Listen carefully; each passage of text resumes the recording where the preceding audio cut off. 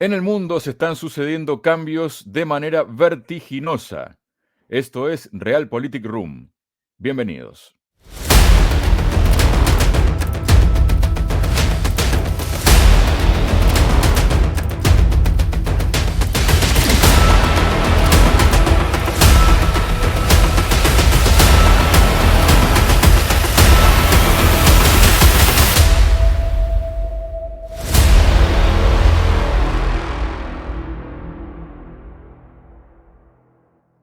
Hola, bienvenidos a otro episodio de Realpolitik Room y tal como anticipábamos en la presentación del programa, vamos a hablar sobre cambios que son muchos, casi simultáneos y de forma vertiginosa que están teniendo lugar a nivel global y para ello estoy junto al analista internacional Eduardo Luque. Eduardo, bienvenido a Realpolitik Room, ¿cómo estás?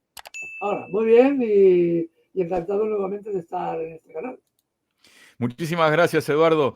Y para empezar, quiero presentar una publicación, ¿no? Y que tiene que ver con el presidente de Francia, Emmanuel Macron, que junto a Ursula von der Leyen estuvo de visita en China días pasados, donde se reunió evidentemente con el presidente Xi Jinping y de vuelta, en su viaje de vuelta, concedió una entrevista sobre el avión, ¿no?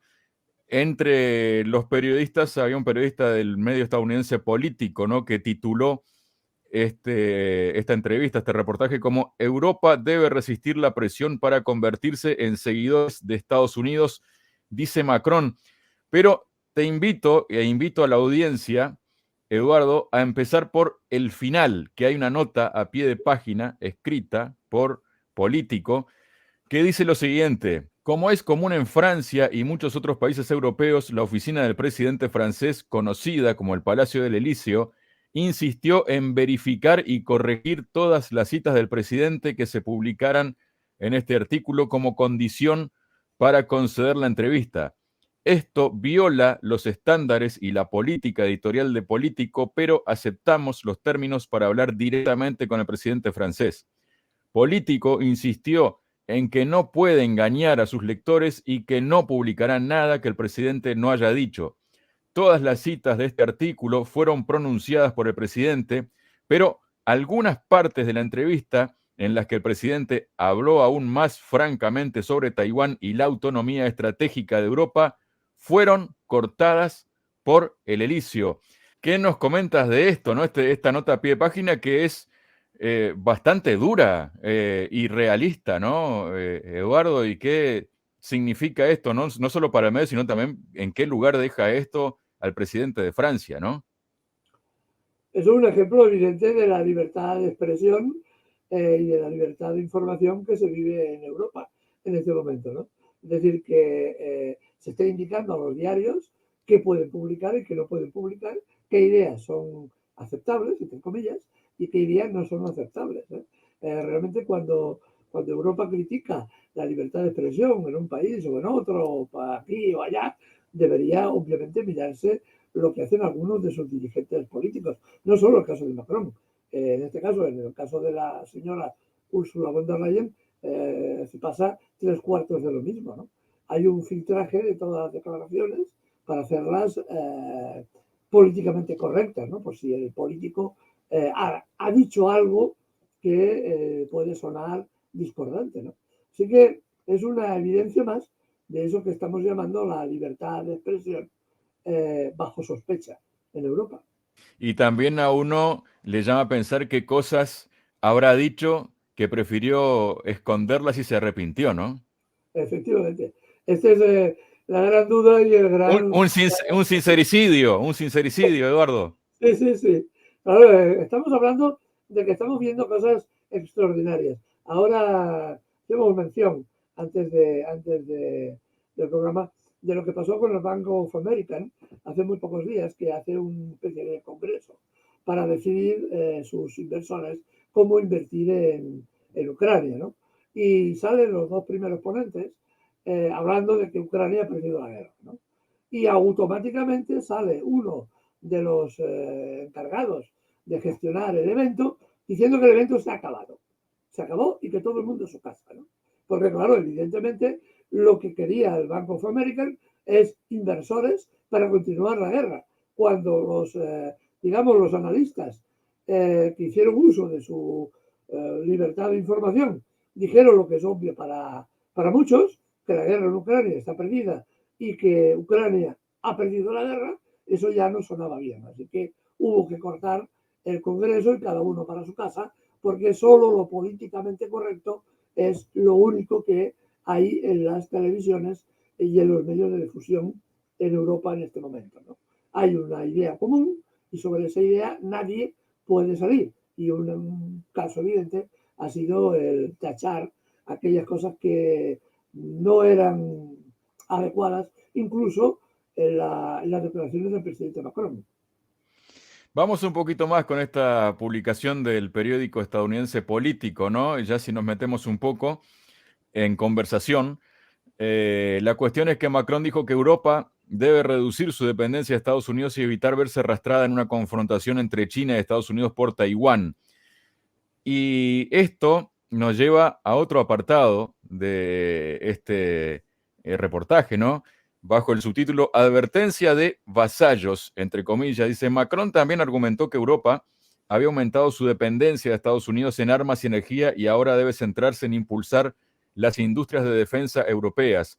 También sugirió que Europa debería reducir su dependencia de la extraterritorialidad del dólar estadounidense, un objetivo político clave tanto de Moscú como de Beijing, Pekín.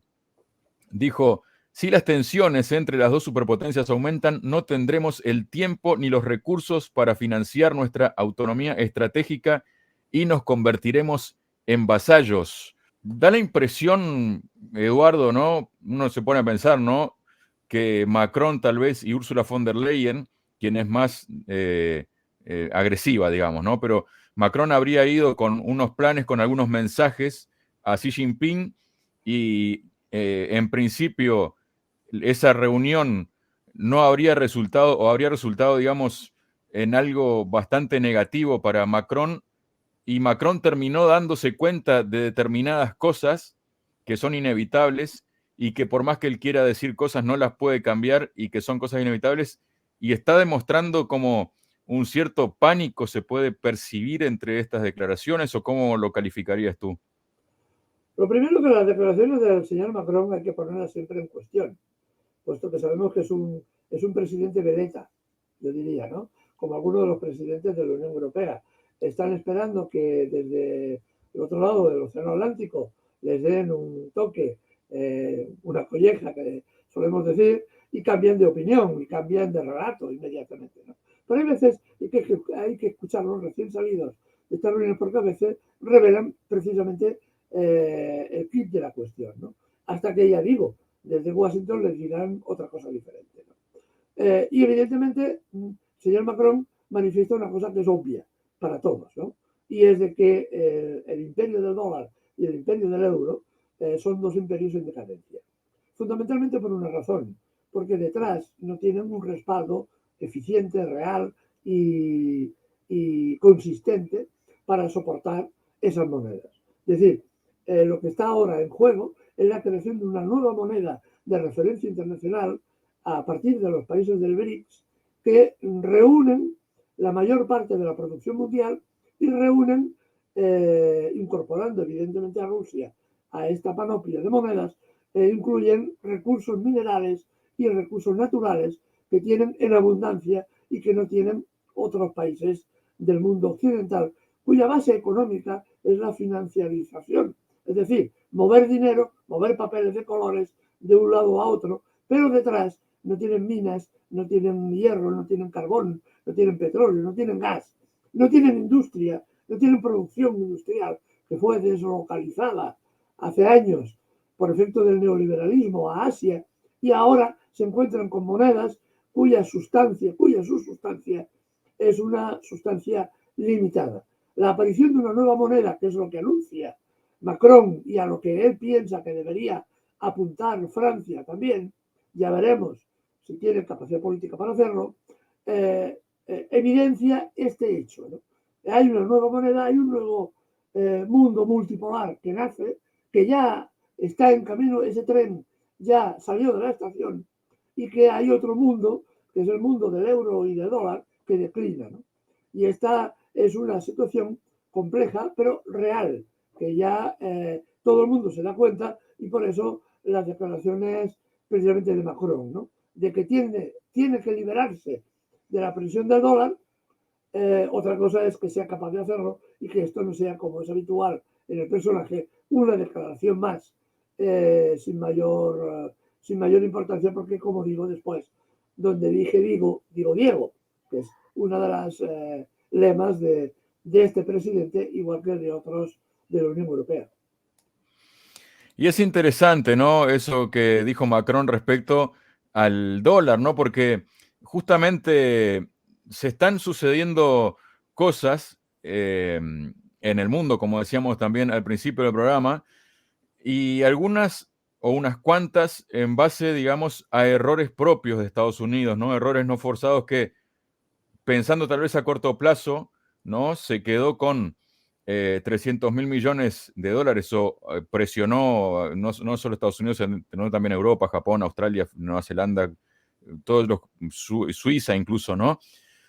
Para que confiscaran o congelaran esos activos, pero resulta que eso está en una deriva, ha provocado una deriva en otros países como preguntándose, bueno, cuidado, ¿qué pasa, no? Si la semana que viene nos toca a nosotros, ¿qué puede pasar? Aquí tengo un tuit para compartir contigo y con la audiencia, ¿no?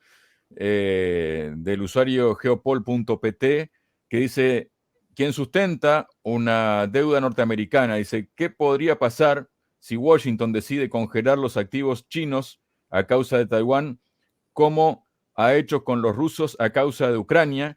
Y aquí se muestra, ¿no? Ahí la figura muestra lo que representa una mesa redonda vista desde arriba, ¿no? Y lo que representa, digamos, los activos de cada país. Y creo que esto es un gráfico bastante claro, ¿no? Por ejemplo, dice, China tiene 867 billones de dólares, ¿no? Por ejemplo.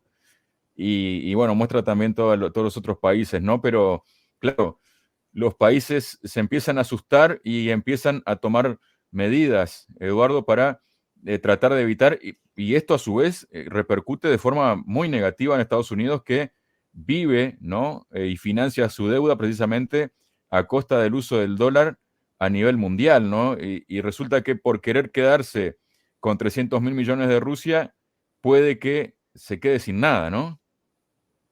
Sí, esta es otra de las evidencias de lo que pasa aquí. La clave es el 26 de febrero de 2022. En ese momento, Estados Unidos decide que hay que robarle a Rusia 300.000 millones. Esto aparentemente, como tú bien dices, es una... de hecho, lo que hacen es pegarse un tiro en el pie. ¿Cuál es la reacción de los demás países? Que, por cierto, ya se estaba dando. Es decir, esto tampoco no es cosa de un día ni de una hora, ¿no? A ver, China, por ejemplo, que tiene una deuda, está comprando bonos de Estados Unidos y sostiene parte de la economía de Estados Unidos, lo que está haciendo es liberar esos bonos, venderlos a marchas forzadas en el mercado, manteniendo cierta prudencia, porque venderlos de golpe hundiría evidentemente el dólar y hundiría la economía occidental, y tampoco le interesa especialmente China. Pero ha comenzado desde hace mucho tiempo, pero ahora, desde el inicio de la guerra en Ucrania, se ha acentuado la venta de bonos y la compra de oro.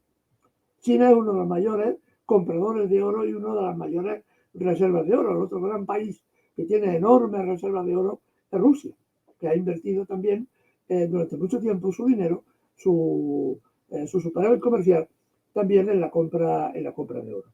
Pero esto ha tenido repercusiones en la política cotidiana. Por ejemplo, Arabia Saudita, que vio como Estados Unidos robaba el dinero a China, inmediatamente tembló porque pensó, si nos malenquistamos con Estados Unidos, ¿quién le impide a Estados Unidos hacernos lo propio? Y comenzó a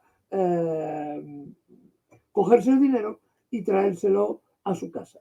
Ahí está el fondo de la crisis del Credit Suisse, porque los inversores chinos, los inversores rusos y los inversores de Arabia Saudita y Qatar y Oman decidieron retirar el dinero deprisa y corriendo por temor a lo que pudieran hacer los Estados Unidos. Automáticamente, la crisis del Credit Suisse automáticamente la crisis de la banca suiza y automáticamente la crisis del Deutsche Bank, el gran banco alemán. Y esto tiene implicaciones políticas también. Los errores de Estados Unidos, no, ellos ven al corto plazo, mientras China, Rusia planifican estratégicamente a largo plazo, ¿no? Es una de las debilidades, enormes debilidades de Estados Unidos. ¿Qué ocurre? Que cuando Arabia Saudita da este paso, el de retirar su dinero y centrarse en su desarrollo interno, también ve que la situación política que tiene ahora mismo, o que tenía Arabia Saudita en todo Oriente Medio, es una situación muy desfavorable. Por lo tanto, busca acuerdos para resolver los conflictos que tiene con Líbano, con Siria, con Irán, con el Yemen, con Túnez y con una serie de países. Y se inicia un proceso aceleradísimo de cambio geoestratégico en todo Oriente Medio, que es fundamental para Estados Unidos. ¿Qué ocurre? Por ejemplo, por mediación china, Arabia Saudita e Irán intercambiarán sus diplomáticos en el mes que viene. Con una guerra enquistada y perdida por parte de Arabia Saudita, y esto hay que revelarlo y dejarlo también claro, Yemen, el país más pobre de la zona, ha sido capaz de derrotar a Arabia Saudita. Y Arabia Saudita ve que la situación del Yemen no conduce a ningún sitio y hay que resolverla. Y propone acuerdos de paz con Yemen. Estos días se está discutiendo en Sanaa, en este momento, se están discutiendo los planes para un alto el fuego el día 21 de este mes. Fíjense la velocidad de los cambios políticos. El 21 de este mes se pretende ya firmar un alto el fuego entre Arabia Saudita y el Yemen y reiniciar la reconstrucción del país. Arabia Saudita ya ha prometido inversiones multimillonarias en Yemen, liberar vías de comunicación, vías aéreas, liberar los puertos. Emiratos Árabes se retira del Yemen, muy importante también, y cambia completamente la geoestrategia de Oriente Medio, porque Yemen es la clave, una de las claves de penetración de la economía rusa y china en toda África. Esto también es muy relevante, muy importante y muy relevante por otra parte. Hay cambios dramáticos y rapidísimos. Siria, Turquía, Irán y Rusia están discutiendo ahora mismo la retirada de las tropas turcas del norte de Siria y acabar con la ocupación norteamericana de una parte de Siria. También a consecuencia de esto, porque Arabia Saudita era la que financiaba los grupos, en parte, financiaba los grupos terroristas que actuaban en el norte de Siria. Automáticamente también tiene repercusiones sobre Libia, sobre el Líbano, perdón. ¿Por qué? Porque ahora mismo han conseguido, después de mucho tiempo, un nuevo presidente que se va a ver ayudado económicamente seguramente por Arabia Saudita. Y a su vez, y una cosa más, ahora mismo las relaciones entre Egipto y Siria, que estaban rotas, ahora vamos a ver cómo estas relaciones fructifican económicamente, igual que las relaciones diplomáticas entre Túnez y Siria, que también van a cambiar, ¿no? Es decir, que gracias a este error cometido por Estados Unidos tan brutal, toda la configuración de Oriente Medio cambia y evidentemente abre el camino y el paso para que Rusia y China penetren en una zona que era reservada en exclusiva a Estados Unidos, que había provocado múltiples guerras y destrucción sin cuento en Irak, en Afganistán, en Siria, en Yemen, ahí donde tocan solo llevan la muerte, y ahora resulta que toda esa inversión es extraordinaria en billones de dólares queda en nada, queda en nada. Solo han ensangrentado la zona y ahora están perdiendo la posición. Y todo gracias a la falta de criterio, la falta de objetividad, la falta de análisis de Estados Unidos que se dio cuando robaron el 26 de febrero los fondos y las reservas de Rusia, o lo intentaron, ¿no? Porque ahora están buscando dónde está este dinero, que tampoco lo encuentran. Evidentemente los rusos habían tomado en consideración esa posibilidad y habían disfrazado todos estos fondos. Así que realmente vemos errores que cambian realmente la propia dinámica mundial. Eduardo, en parte se habla también que no los encuentran, entre comillas, porque habría, esto presuntamente, habría bancos que tienen ese dinero, pero que no dicen que lo tienen porque así pueden jugar con él, ¿no? Financieramente, ¿no? Colocándolos aquí, colocándolos allá, ¿no? Y justamente, ¿no? Justo yo ponía esta imagen, ¿no? De France 24, ¿no? Irán y Arabia Saudí sellan la reanudación de sus relaciones diplomáticas en China. Y hay otra publicación, ¿no? Que tiene que ver con todo esto también, y que es una publicación precisamente del periódico Foreign Policy, ¿no? Que dice la verdadera motivación detrás del acuerdo de Irán con Arabia Saudita, y en una parte, ¿no? Se puede leer que el acuerdo negociado por China entre la República Islámica de Irán y Arabia Saudí, anunciado el mes pasado, y se generó un gran revuelo, y algunos observadores llegaron a proclamarlo una victoria para la seguridad internacional, pero gran parte del análisis ha pasado por alto un punto clave. Para el líder supremo iraní, el ayatolá Ali Khamenei, y el cuerpo de la Guardia Revolucionaria Islámica, el acuerdo es mucho más que normalizar los lazos con el gobierno saudí en Riad. En cambio, se trata de facilitar aún más, junto con China y Rusia, el surgimiento de un nuevo orden global antioccidental y excluir a Estados Unidos de un nuevo acuerdo regional. Yo no sé si está de acuerdo en que lo quieren excluir, si Estados Unidos se autoexcluyó solo, y además si no es un mecanismo más que de un ataque antioccidental de defensa. ¿Cómo lo ves tú, Eduardo? Es un momento en que, a ver, tiene poca importancia si Estados Unidos se autoexcluyó o lo excluyeron. Yo diría que se autoexcluyó, porque cuando firmó el acuerdo de no proliferación nuclear con Irán, que firmó el presidente Obama y que después se interrumpió unilateralmente Trump, lo que hicieron fue autoexcluirse de todo lo que pasaba después. Después hemos visto cómo este acuerdo, a pesar de los intentos de Irán de establecerlo, de restablecerlo, mejor dicho, no han fructificado ni con la administración del señor Trump, ni con la administración del señor Biden, que podría ser como fue un presidente demócrata el que abrió esa posibilidad al señor Obama. Lo lógico hubiera sido que el presidente Biden hubiera, siendo demócrata, hubiera retomado este impulso, ¿no? No ha sido así, porque evidentemente hay un mar de fondo, hay un grupo de poder que está más allá de la presidencia y de los partidos republicanos y demócratas, que en muchos aspectos son intercambiables políticamente, especialmente en su política exterior, son intercambiables, y evidentemente no ha habido resultado, ¿no? En este sentido. Por lo tanto, Estados Unidos se ha autoexcluido, igual que se va a autoexcluir de la creación de una moneda de referencia internacional, porque evidentemente lo que no puede ser es de que pretenda mantener el dólar como moneda de referencia internacional y al mismo tiempo forme parte de la nueva moneda de referencia internacional. Es un contrasentido, ¿no? Hemos visto muchos contrasentidos en política, pero eso ya es incluso un grado más, ¿no? Así que se está autoexcluyendo de lo que está pasando en toda Asia y de la reorientación que los países van en torno a las finanzas internacionales. Está claro que Irán, que tiene interés en el BRIC, que ya va a formar parte inmediatamente, y Arabia Saudita, que también tiene intereses en los BRICS, evidentemente no podían estar en esta organización enfrentados entre sí. Por eso llegó a Pekín y de alguna forma actuó de intermediario. Y es muy interesante lo que está pasando. Irán está negociando ya en el BRIC con China con moneda nacional. Ha excluido al dólar. Y Arabia Saudita, que hace 4 días era el gran aliado de Estados Unidos en la zona y de Israel, también está negociando ya con China en moneda nacional, a la espera de esa moneda internacional de referencia. Así que evidentemente el dólar, con lo que está pasando en la zona, está perdiendo cada vez mayor pujanza y evidentemente el imperio pierde mayor pujanza. Sabemos que el imperio es un imperio que se sostiene por un ejército enorme que sostiene una moneda, que es el dólar.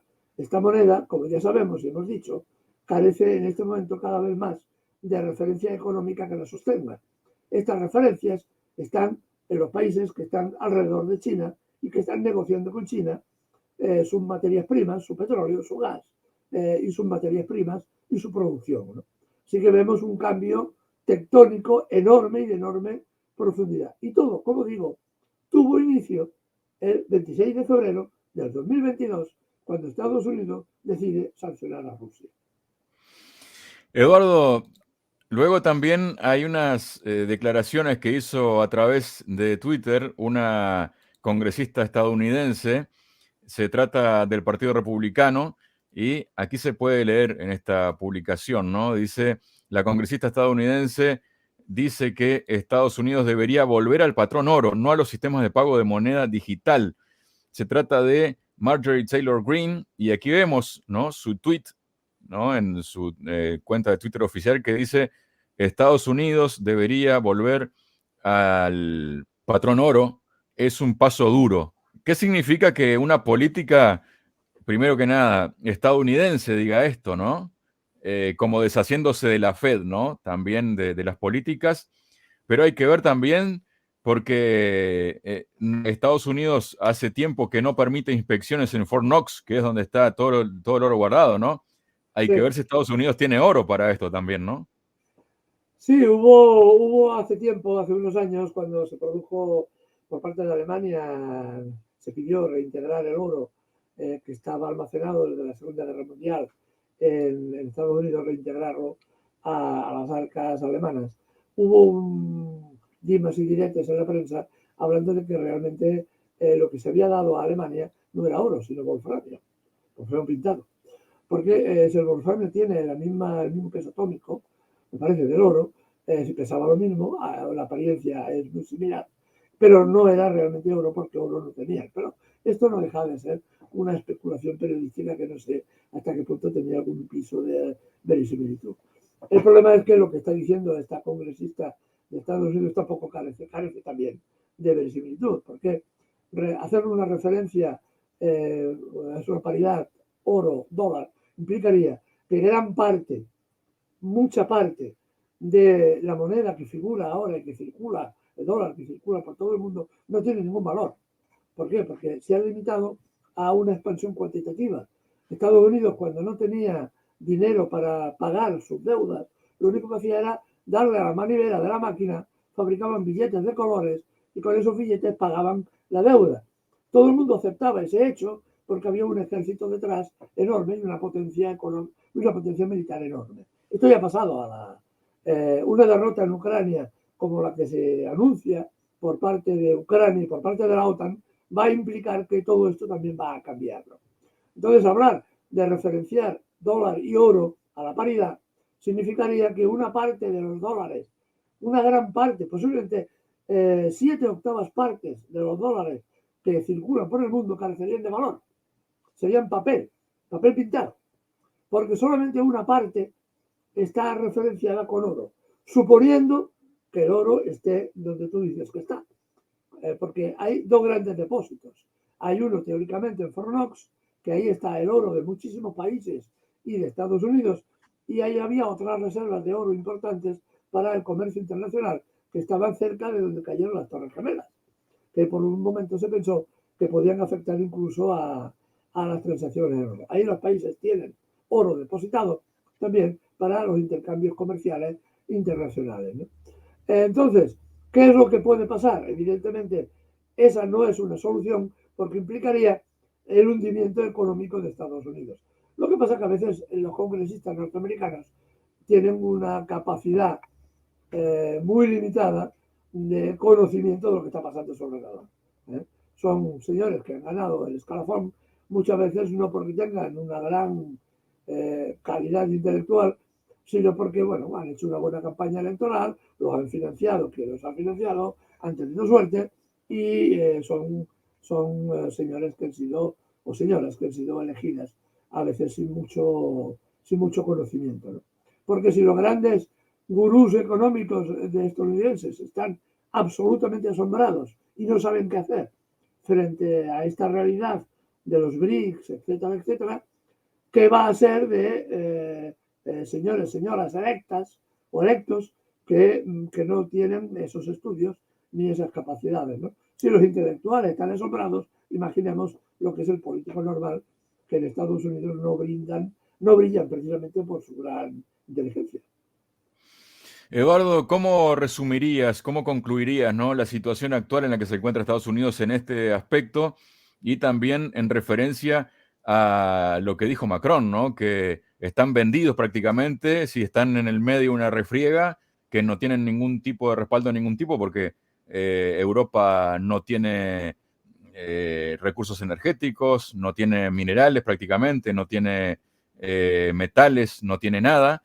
Parece que Europa, por un lado Macron por lo menos se está dando cuenta de que la cosa se viene mal, ¿no? Pero en general Europa, los políticos de Europa, los líderes tienen otra visión y dan la impresión de como que han emprendido esa carrera hacia adelante, ¿no? Rumbo a un precipicio, ¿no?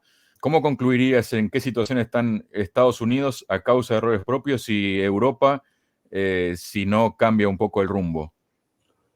Yo diría que están en un estado de transición. En el caso de Estados Unidos están en un estado de absoluto shock, porque todo lo que promovían de las sanciones contra Rusia, no están funcionando. La economía rusa se mantiene de una enorme fortaleza y como no tenían suficiente con la guerra en Ucrania, ahora plantean una tensión todavía mayor sobre el tema de China. Pues además Taiwán, todo el mundo sabe, incluso los propios norteamericanos en los acuerdos de los años 70, figuraba que efectivamente Taiwán forma parte de China.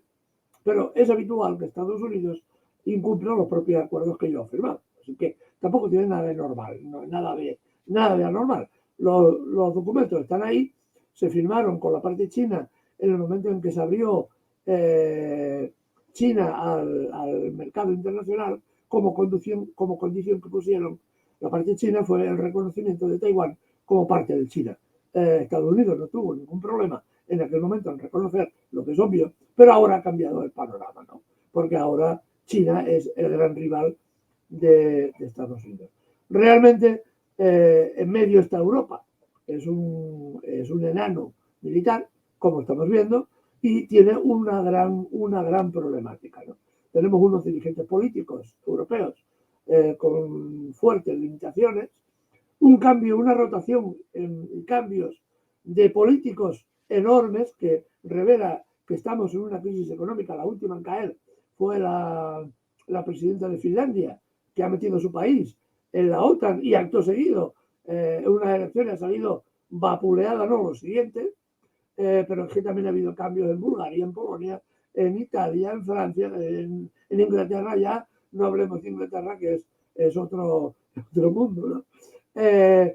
Y realmente vemos como si Europa no se dirige hacia el foco de la política y de la economía mundial, que es China y que es Asia, Europa va a quedar descolgada de la historia y reducida a un conjunto de países. Y digo conjunto de países porque estoy convencido de que una guerra perdida en Ucrania por parte de la Unión Europea y de Occidente implicaría de alguna forma un aumento de la tensión interna en la Unión Europea y su desgaste y su implosión interna. Esto es una promoción que hago, un análisis que hago, pero que está basado también en supuestos bastante prácticos, ¿no? Hay una posibilidad real de que la derrota de Ucrania implique, por un lado, grandísimos problemas a la OTAN. ¿Para qué sirve la OTAN cuando pierde una guerra tras de otra? Y, evidentemente, gravísimos problemas y una implosión interna dentro de la Unión Europea que implique que cada país vuelva a intentar salvarse por su lado, ¿no?